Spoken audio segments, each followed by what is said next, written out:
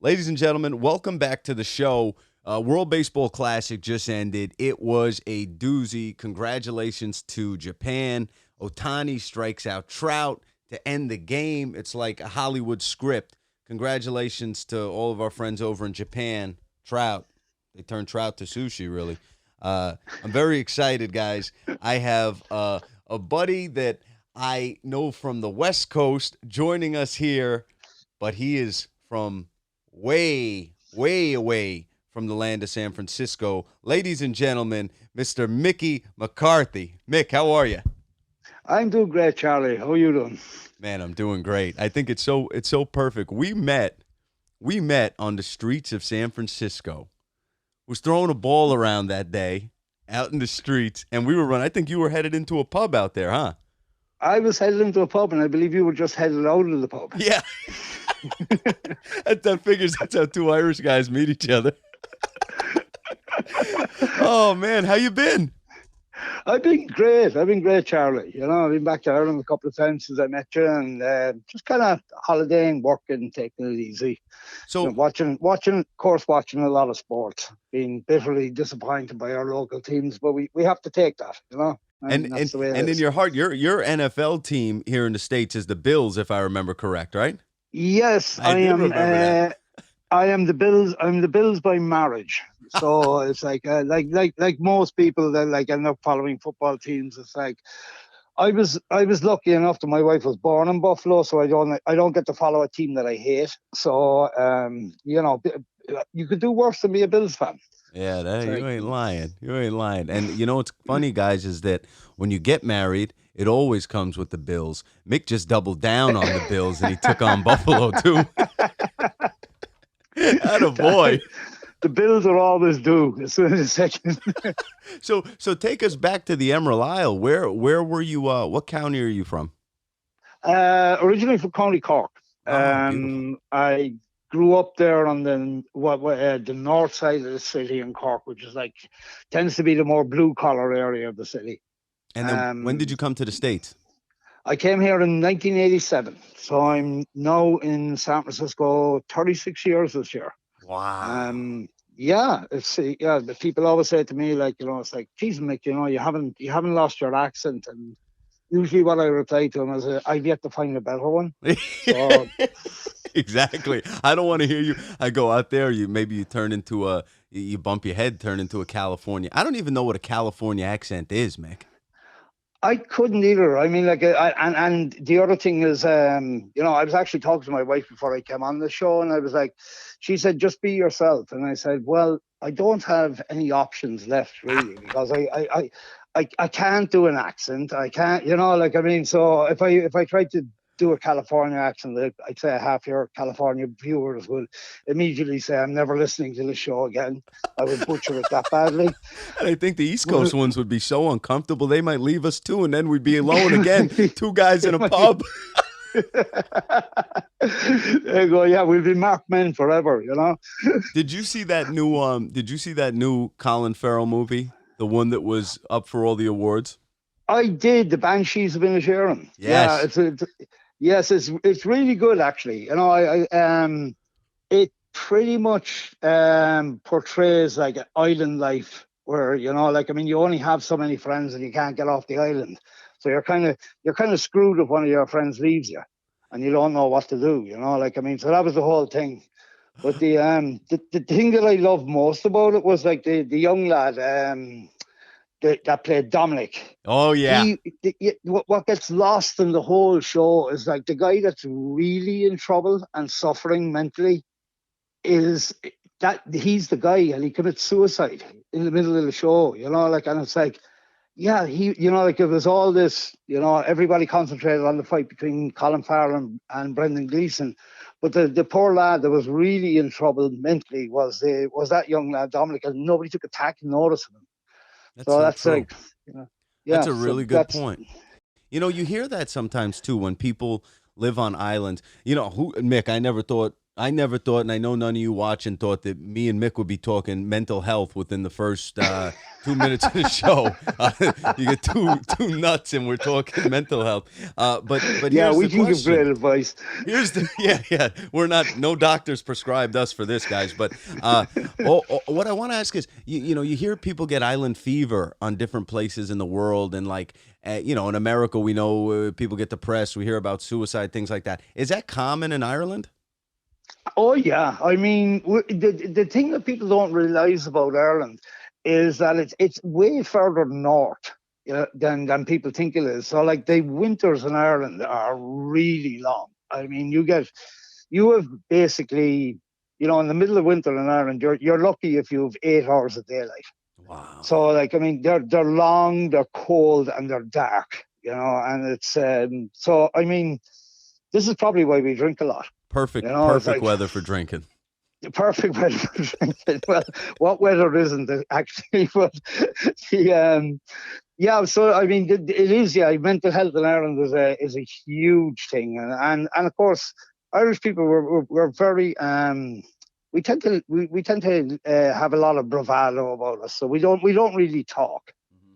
So like people, like we say, Asher, you'll be fine. Yeah, don't worry about it. You'll be Exactly. grand. Exactly. And it's like, so it's only recently it come to light a lot, like, that people are more cognizant of it, Hmm. and they try to help each other a little bit more.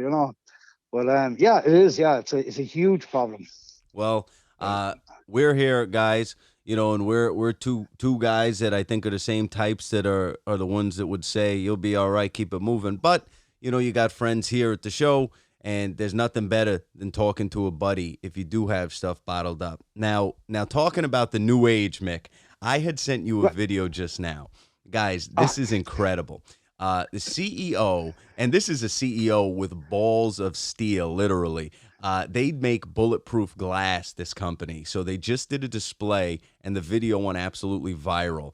This guy has the CEO sitting behind the driver's seat in the truck, and they have like an AR-15 unloading on the front windshield, and the guy's just sitting there. I mean, what'd you think of that, Mick? like, I mean, I thought it was incredible watching it, but like my thoughts were like, can you imagine buying this thing in a car dealership? Like you walk into the car dealership, you buy it, and then when you're finished and you wrap up the deal, you go to the next room, and the guy says like, so do you want the rain shield protector for that vehicle? Like, it's like. Let me ask you, do you and your wife get along? Do you owe anybody money? If you do, we have the windshield for you. Yeah, exactly. Yeah. And yeah, the other thought that occurred to me, how do you exactly show that off to your friends? Like, it's like I got this bulletproof thing, and it's like they go, oh yeah, sure you do, yeah, absolutely, yeah, you do. And then you fire like an AR-15 into it, and you ruin it. You can't see out of it anymore. So it's like, Just shoot it. I'll prove it. Shoot the thing. yeah. So then you have to go back and get another one again, like, and it's like. Oh.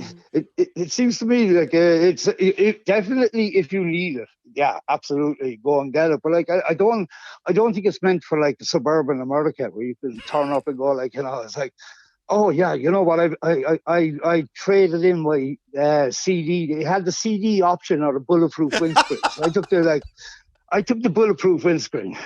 The ride's silent, but the safety is sound. But imagine, Mick, if that guy had died in that video, that would have been one of the most embarrassing ways to die of all time. Absolutely, Jesus. He's sitting there. Well, the thing about it is, I guess he wouldn't need to worry about what investment he had in the company anymore. It's like, So the employees going to lose their jobs tomorrow because boss is dead, and it just proved everything we've been working for isn't worth the shit. yeah, our poor employee was standing there just before they released the AR-17. He's going like, did I change out the windshield? I'm pretty sure I did. Well, like I have a vague memory that maybe I didn't. Maybe I took the regular one. And you better hope he better have hoped every guy and gal working on the production line liked him. He didn't stiff anybody's paycheck or cut anybody's benefits. And that Alec Baldwin didn't have the gun. Right. Right. How about that? That could have become an Alec Baldwin situation like that. Yeah, exactly. Like, Jesus. So here's a question I had for you. It was sure. actually a question from one of the folks here at the show. He asked, "Is there Italian food in Ireland, and is there pizza in Ireland?" And I said, I There, don't know. yeah, there is Italian food in Ireland. I actually went to a really good Italian restaurant in Dublin. No, the thing about this Italian restaurant, that I was invited there by two girls that I know, and my wife came, and so we had a table of four. Three of the girls, the two girls had one particular reason for going, which my wife quickly copped on what the reason was. Better It have was like not been one of Mick. the waiter there was absolutely drop dead gorgeous looking, and I could say that as a heterosexual man, like he was a really good looking dude. But the three of them like just oogled in the entire meal, and it's like they couldn't order, they had no idea what they were getting, but it was like they came outside, said the experience of the Italian restaurant was just fantastic. Mick's getting indigestion before his food hit the table, guys. Exactly, yeah. Meantime, I'm going up to pay the bill, and it's like, okay, I guess I'll get the check here. You don't seem to be able to move here. You're rooted to your seats. Now my money's gone and the women left. Where I'm alone in the pub again. It's like Alone in the pub again, exactly. But perhaps the most interesting food in Ireland is Chinese food. And Ireland is the only place that I know of in the world where you order any Chinese dish and they give you the option of rice or French fries. And General O'Brien chicken. General O'Brien chicken. What the hell is Irish Chinese food all about? I don't know. You know the way the Chinese people are tremendous marketers. And they will assimilate themselves into any culture and figure, all right, how can I sell what I'm really good at Great business in such a people. way that these people will eat it. Yeah. So yeah, they discovered that, like, okay, it's not real Chinese food. It's a very generic type, but it's like if we order it with French fries or rice, we can sell this. So what do they got? Corn like corned beef and sweet and sour sauce? Like what's your favorite Chinese Irish dish? You would have like sweet and sour sauce. You would have General Kung Pao chicken. Okay. You would have like you will have all the big ones here, but like they're made. They tend to, like, they're very much overspiced. They use, it's all breasted chicken products, so they don't use any, like, legs or innards or anything like that. Right. I mean, so it's not real genuine Chinese food, but it's like Irish people are like, oh, we'll have a Chinese tonight. It'll be lovely. Same in New York. I think it's the same in New York. I think it's the same. I noticed, what was interesting is I grew up in New York and now live in California. The Chinese food's totally different from coast to coast. Totally different food. Oh, it is. I didn't realize that. I've never had it on the East Coast. It's probably closer to what you're getting in Ireland on the East Coast, honestly. Probably, yeah. It's like, yeah, I came to San Francisco and I went to a Chinese restaurant. I was going, this is going to be brilliant. I got to go there. And it was like, then I ordered the food and I was like, this looks nothing like the stuff in Ireland. And by the way, where are the French fries? But this is Chinese. Where's the potatoes? It's way too. I got my first Chinese meal I got in California. I looked and I said, "This looks way too healthy." You get a grease bucket in New York. It's crazy. Now, me and Mick are men of the future. Okay, you might not know it, but we, in our minds, we're living 100 years ahead of time. So, Mick, I had an incredible meeting this week at work. And it was about the metaverse, and it was about things going on. Now, there's this guy. He has a company, and what his company does is they take 150 people at a time, and they submerge them into living in VR. So he takes 150 people, he pays them, and for 6 months, they live 80% of their day, 90% of their day in VR. So they're studying everything. And some of the biggest companies in the world and governments in the world are paying him for these tests. So they've got it to the point where, like, a product like Red Bull, I don't know if I'm allowed to say this, but I'm saying it. A product like Red Bull, they have dialed it in to where if you drink a digital one in the metaverse, it will make the same signals go off in your brain, and your body will have the same effect as if you just downed a Red Bull. And the craziest thing that he said that I was impressed by was, what I thought was really cool was a doctor could be in New York, put on his VR headset, and do a surgery in Ireland with the robot on the other end in Ireland, obviously, and he's controlling it and seeing everything in the room through the headset.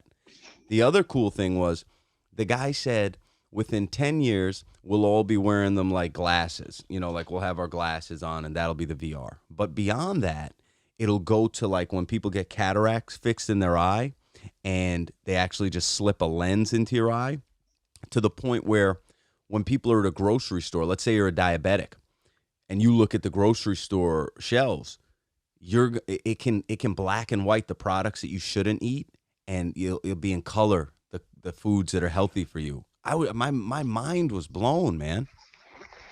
Yeah, it's phenomenal what is happening out there. One of the things that I think would be very interesting. I mean, that stuff is phenomenal. Like, I mean, and it's amazing. I read a Malcolm Gladstone book a while back, and it was about like biofeedback, which is kind of like what you're talking about with the Red Bull stuff.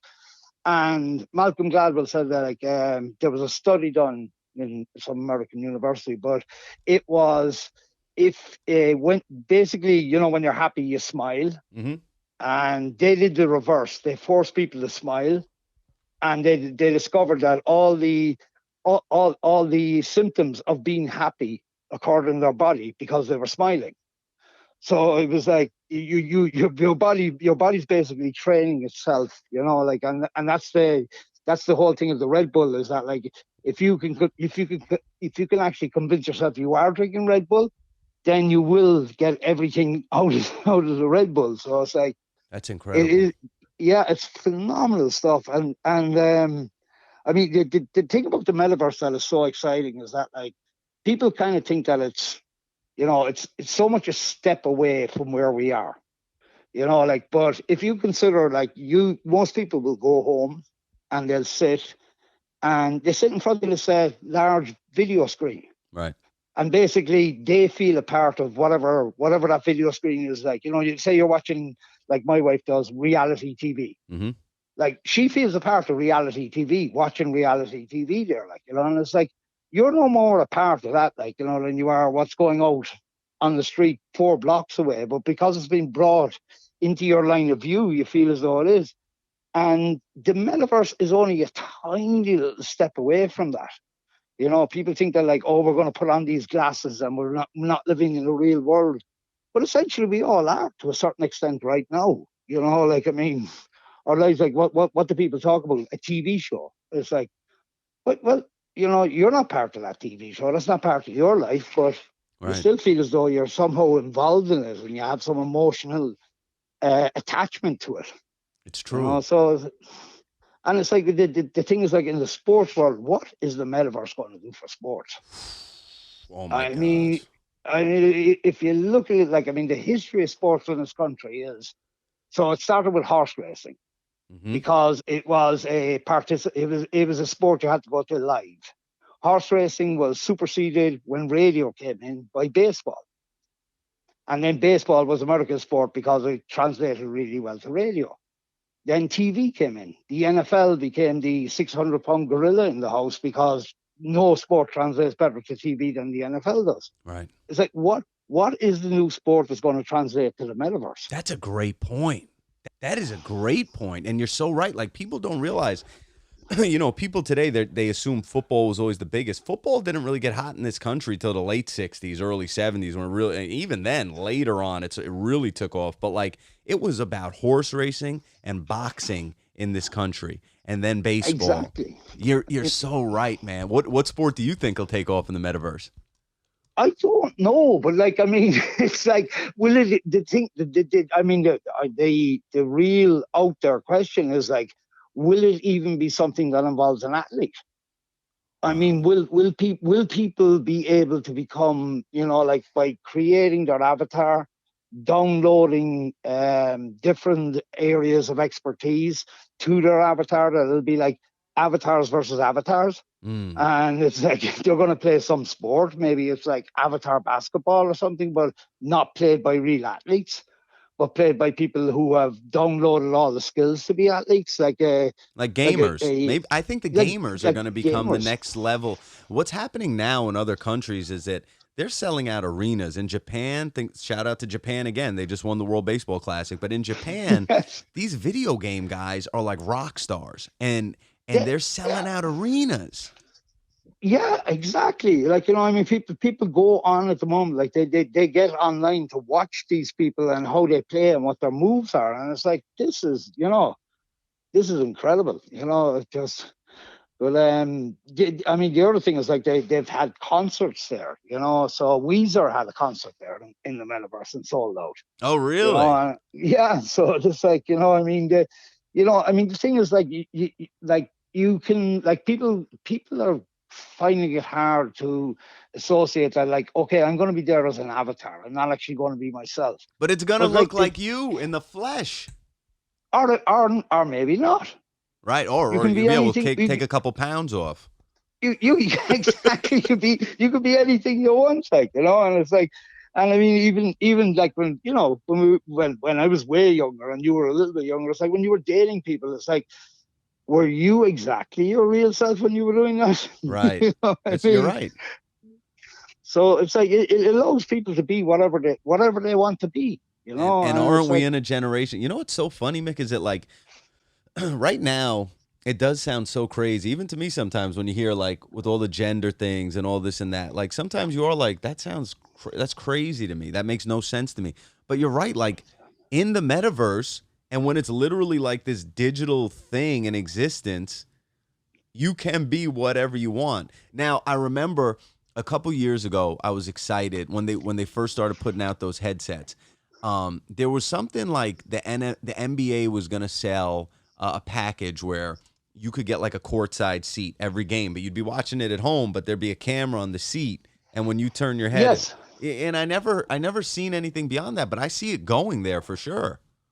Oh, absolutely. And I mean, like I was even, like when I started getting interested in this, I was thinking, you know, for college alma mater people who are scattered around the country, like, can you imagine, like, if all your friends from whatever college you went to, there was a big game on, and you all appeared as avatars in this room to support your team, and you got to meet all of your old buddies without ever leaving your living room, and it's like it just it's there are tremendous That would possibilities be for it. incredible. I just pictured that as you said it. That would be incredible.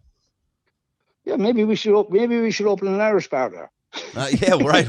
We'll wind up being the only two guys in it. How bad? Now, when we're talking about all this futuristic stuff, there's another clip I want to pull up here on the screen.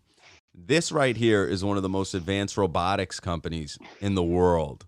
And the robots they are building, it is insane to me. Did you see that? Did you see how I realistic they're making did. these things? It's unbelievable. It's unbelievable. I mean, the first thought that popped into my mind was like, no, this explains Keanu Reeves. Yeah. This is, it's like he has the same expression as most of those robots continually, no matter what movie he's in. They had a little bit of a Russian look too on those on those Yeah. robots too. We might gotta watch out.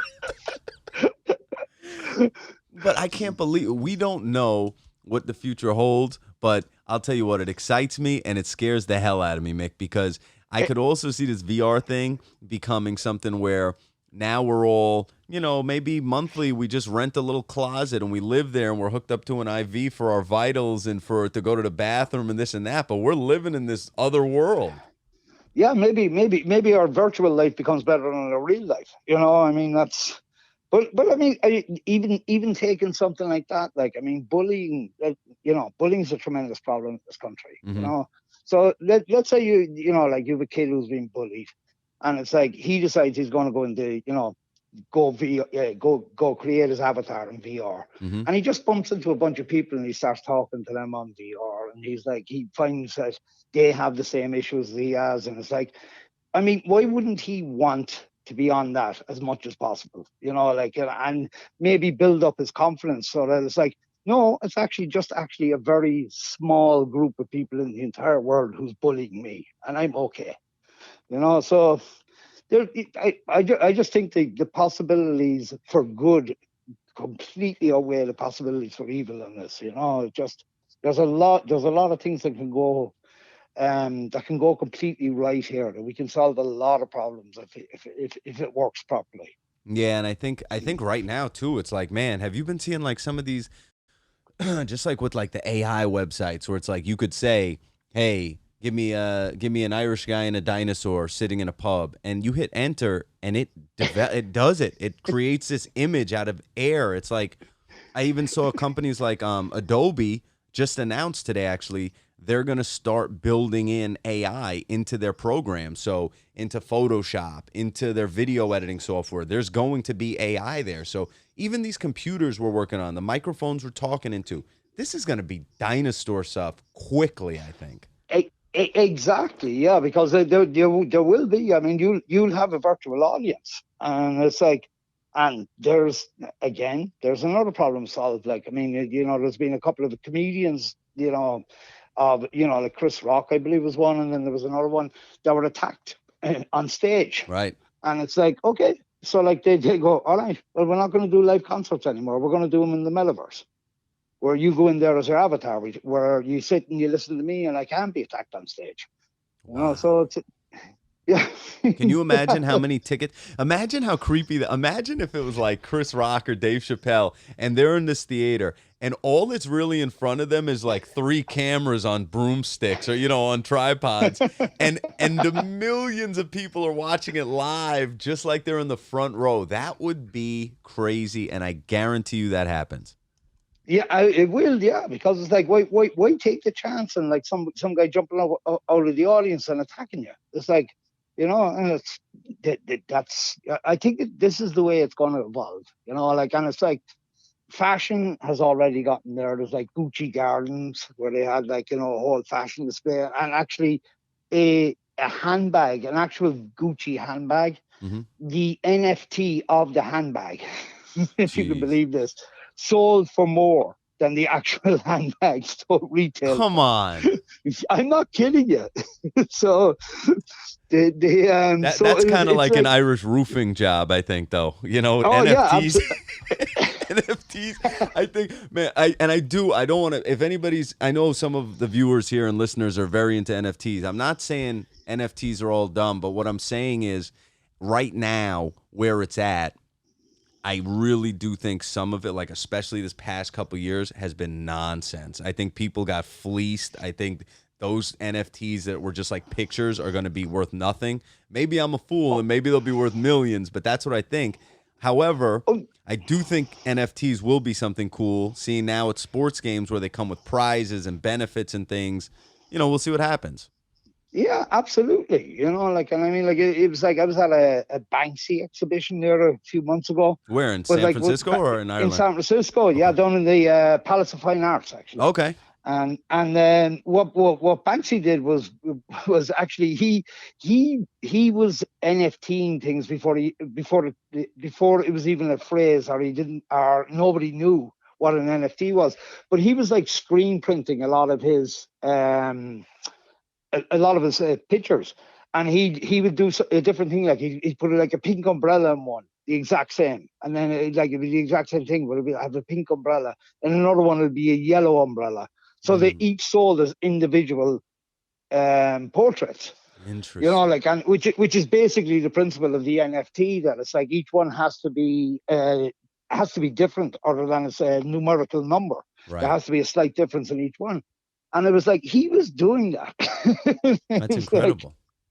yeah. So yeah, it's just I am just so excited by the whole thing. Like, and I just think that it will bring so much good to everybody if we can just figure out how to make it work. And it's like I'm kind of a little bit shocked that it hasn't taken off more than it has right now.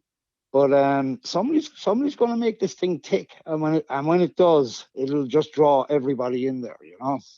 What's So crazy? What's crazy, guys, is that right now And I guess you're always in the position of the cassette tape, or like your first piece of technology, like wherever you are. And that's a good lesson in life. That's why you remain humble, because no matter what you're doing, something better's coming, something bigger's coming, something faster's coming, and you need to get with it or get out of the way. And I think you got a great mentality, Mick, in that you got to embrace it, because we can't fear it. When the automobile came around, there's a million reasons to fear it. There's a million reasons to say horses are safer and carriages are safer and they're not as fast. But you have to it's like it's in us to continue pushing man forward.